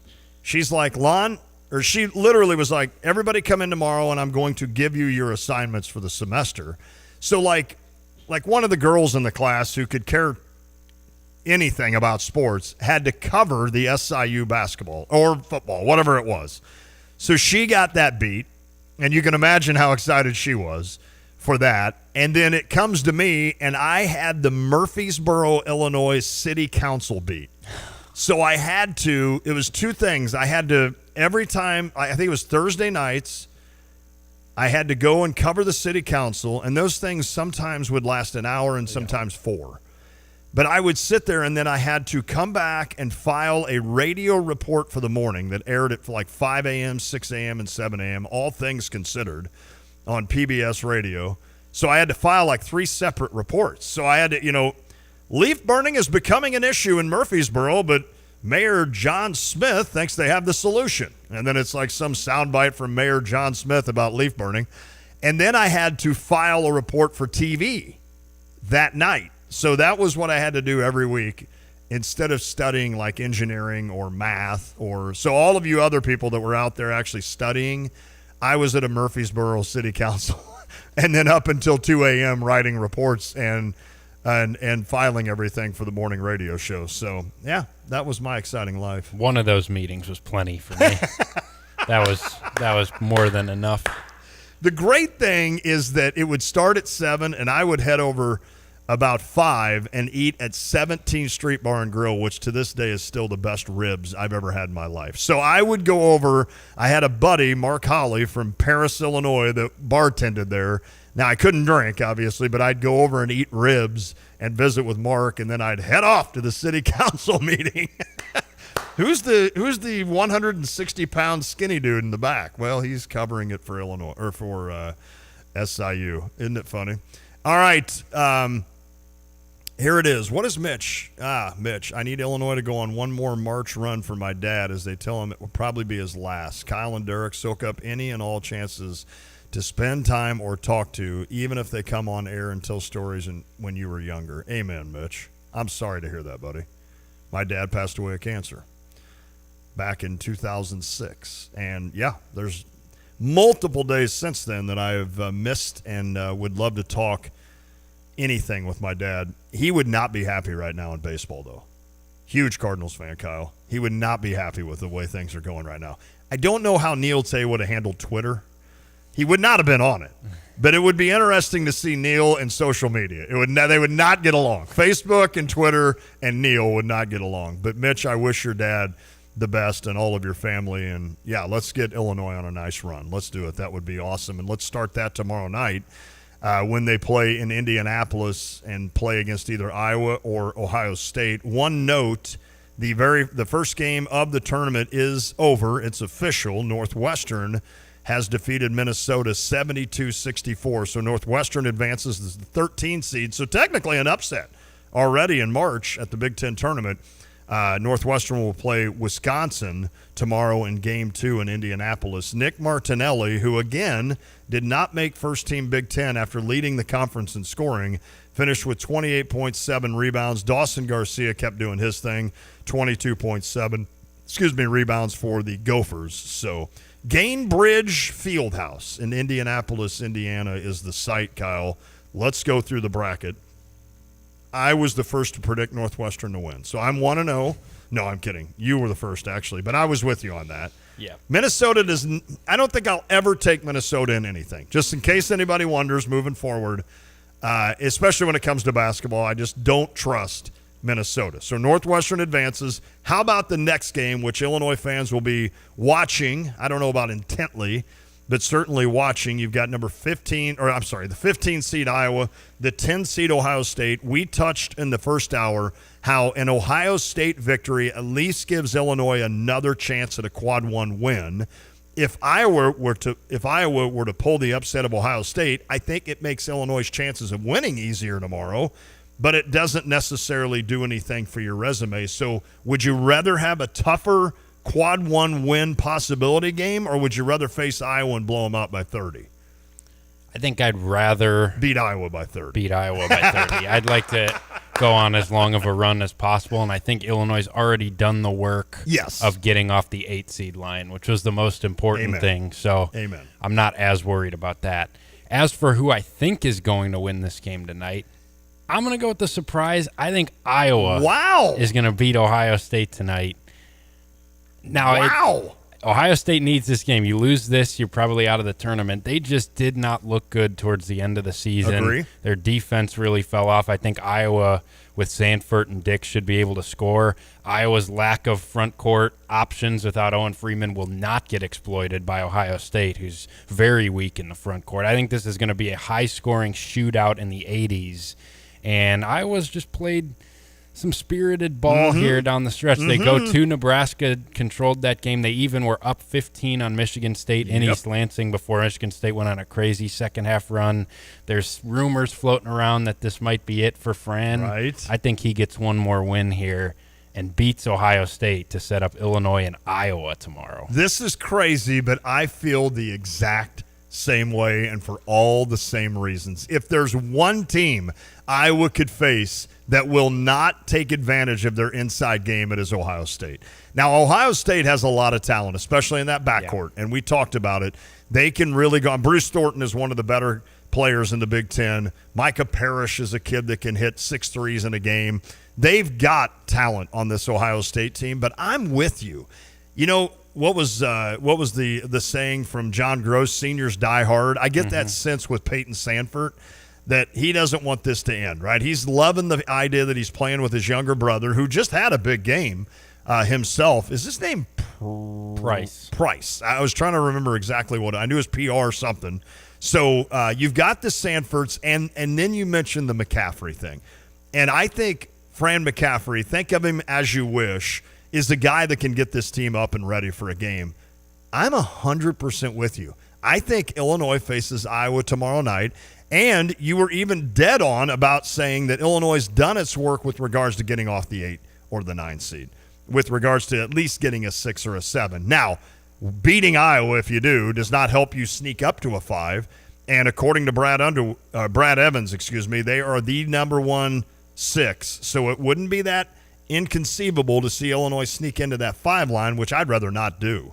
You know me. I'd rather have I would rather every year in the NCAA tournament avoid 4-5 or 8-9. I don't like either. I don't like those 4 seeds. Give me anything other than those. So I'm okay with Illinois getting a win against Iowa that doesn't help their resume and keeps them on either the 6 or the 7. I like that. USC tonight against Rutgers. This is a USC team that they're coming all the way out here. I can't imagine they have any fans hardly at all except the parents of the players, and maybe even they stay home. I'm kidding. But I see Rutgers with too much firepower with Harper and Bailey. I mean, this isn't the big stage, if you will, Kyle, but it is kind of a bigger stage where you're a game on national TV, and you'll have it, well, national TV if Peacock is national TV. But you'll have a chance to do even more and showcase your skills even more. And I think the 2 freshmen with Bailey and Harper take over in this thing. And Rutgers, I think, gets like a 10-point comfortable win over USC. If there was any team from today that was going to make a run in this Big Ten tournament, I think Rutgers has to be the team you circle because you've got 2 guys that are individually capable of going off. And also you look at their draw. Now the Purdue matchup tomorrow would be tough because we saw Purdue beat them by about 30 a week ago. But if you could have both those guys play well, beat them, and then you get a Michigan team that's sliding, that's kind of the team that feels like they have a chance to make some noise. I do think they beat USC. USC lost like 6 of their last 7. I think Rutgers handles them. Can you imagine if Wisconsin would have fallen to the 6th seed? I could see Rutgers going on a run here. Yeah. With USC, Wisconsin, and then Michigan. I could totally see it. So, of course, USC will win by 12 because we predicted it. All right, so then we move on to tomorrow, Thursday. The first game tips at 11 a.m. If you're looking at one of these brackets, you're probably looking at Eastern times with the noon tip-off, but it's actually an 11 a.m. tip in Indianapolis, so noon here. Number 9, Indiana. Or no, I'm sorry, 11 here. Sorry, right? 11 Central. That's my fault. Number 9, Indiana, and number 8, Oregon. This is an interesting It really is. matchup. Indiana played great at the end of the year, won 4 of their last 5. Their only loss was at Oregon in a close game. Oregon won 7 in a row to end the year. So this is kind of fun. I don't trust Indiana. I'll just flat out say I don't trust Indiana. Even being in the home state, in Indianapolis, having the better crowd, I doubt Oregon brings a huge crowd from the West Coast. I'm going another upset, if you will, with number 9, Indiana, advancing past Oregon. I'm also going with Indiana. Okay. They played well at the end of the year. I think being in Indy, they're going to have all the crowd support here. I kind of have a theme going with my picks for this year's Big Ten tournament. I think the West Coast teams are going to strike out in their first year in the Big Ten, coming to the Midwest for the Big Ten tourney. We've heard both Musselman and Mick Cronin. Dana Altman's the only West Coast coach that hasn't publicly complained about the travel, but I think Indiana in their home state takes down the West Coast Oregon Ducks. Then you have Northwestern against Wisconsin in Game 2 tomorrow. It ends here for Northwestern. It was a great win today. Chris Collins does a great job, but without having Brian Barnhizer, I just don't – or I'm sorry, Brooks. Gosh dang it. I'm just having one of those days. This debate tonight might be really tricky. I think Scott might be onto something. Yeah, I think I'm just to the age now where I don't care. Is that fair? Yep. What did I call him, Brian? Brian. Yeah, I don't – Brian, you're trying to say Brian Barnhart, but then it was our guy Brian Barnhart. Barnhizer. All right, sorry Brooks. Without Barnhizer, how about that? I don't see Northwestern beating Wisconsin. So I don't know if Max Klesmet, did I say that one right? He's supposed to play. He is supposed to play. So I'm taking Wisconsin advancing over Northwestern. Agreed. Yeah, I think Wisconsin's going to be too much for them. I think getting Klesmet back is actually pretty huge. Yeah, I think for so Wisconsin. too. He's veteran. Made a huge shot to beat Purdue in the semifinals last year in the last 10 seconds. I think he's a big piece for them. He's kind of that cocky kid, that he's like, give me the ball, I'll make something happen here. Yeah. And they don't really need him to. He's about the 4th option on that team, but certainly he's a kid that can sting you and all of a sudden score 12 to 16 and hit a few threes, and he's big for that. I've already penciled in the next game, which is the first game tomorrow night, 5:30 start. Iowa and Illinois. We have Iowa advancing to face the Illini. Iowa's not beating Illinois. Illinois will win that game. Agreed. Any thoughts to it? We saw that matchup play out. I just think Illinois, especially now with Merez back, Amen. dominate Iowa on the glass, dominate Iowa in the paint. Yep. I think Illinois handles them. Final game tomorrow night, Rutgers and Purdue. You've already mentioned how you like the idea that Rutgers could go on a run. They're not beating Purdue. This is a terrible matchup. Purdue is a team that can clamp down defensively, even though they have shown some moments this year where their defense isn't the best, but Purdue can also outscore you. So if it comes into the game like that, Purdue can outscore Rutgers. I like the veteran, the experience of Purdue. They're not going to get beat by Rutgers. So I'll take Purdue to advance. I do think Harper and Bailey could make this interesting just because Purdue has struggled with that smaller backcourt, to where both those guys, I think, will have favorable matchups. But only issue with this is that Purdue blew Rutgers out both meetings in the regular season. So I just can't see Rutgers getting over the hump enough to beat them here. I'll take Purdue as well. Fair enough. Before we get into the Elite Eight of the Big Ten tournament, we got to catch a break. We're going to do that now when we come back. We have it projected to Friday. Who do we have winning to advance to Saturday and Sunday? We'll tell you next. It is The Drive. Take charge of the years ahead with a smart, sound investment strategy and business succession plan.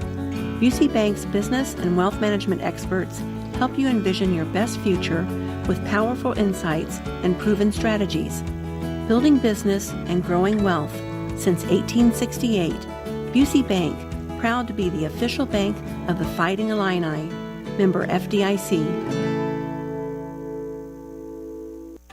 With like Lands Inc., we specialize in, we've got an amazing HVAC department that takes care of your furnace, your heat system, air conditioning. Some they do pumps, that. yeah. And for us in Underground, we take care of all your pipes that come into your home, leave your home, and work around your home to keep it dry, your drainage system, sump pumps, things like that. And exactly what you said, if you don't know, a couple decades ago, it was more like, oh, something broke, go fix it, repair it, no big deal. Well, now with the technology, we have cameras, like you said, that we can come in on these orange comfort clubs, and we can camera your sewer lines underneath your house and check them out just to make sure they're fine. If there's something wrong with it, we can show you right then. Truth is in seeing it. Yeah. We show it to you, and then you can plan as a homeowner for making those repairs or dealing with that issue later on. If it's an immediate need, at least you're not caught off surprise. That sewer camera inspection with a proper clean out. I was just learning more at landsinc.com.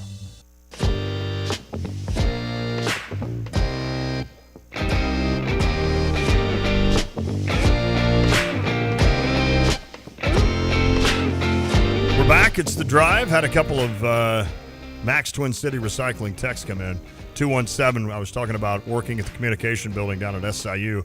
He said, especially if you lived over on the other side, like the towers. I actually was pretty lucky. I lived in Thompson Point 2 years, but then I lived in Lewis Park junior year, and then, what was the name of the other one? Over even further east of the towers. I can't think of it. But it was, but by then I was driving, so that made it a little bit easier.